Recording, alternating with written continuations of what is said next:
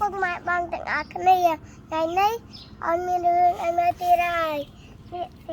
làm ơn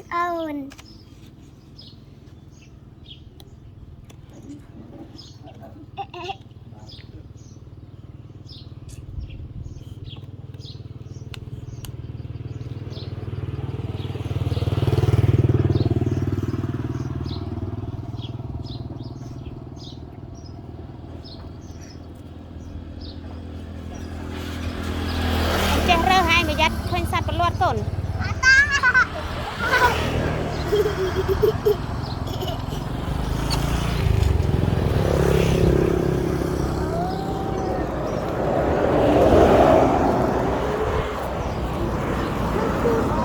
hệ chải sợi chải chải chải ơi thợ ấy đang chai chải ơi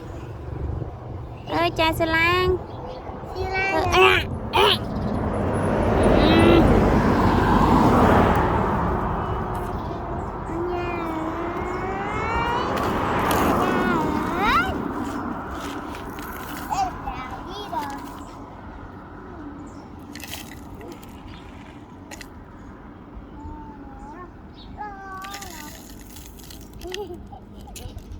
bót đây tôi phao thì vui ở thời chẳng tê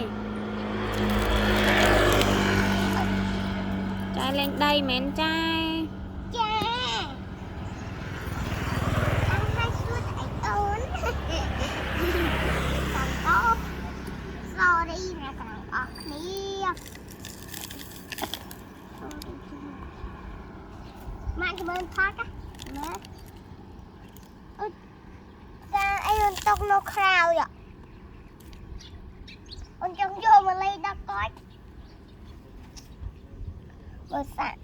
xạ vô mà lấy no xạ vô mà lấy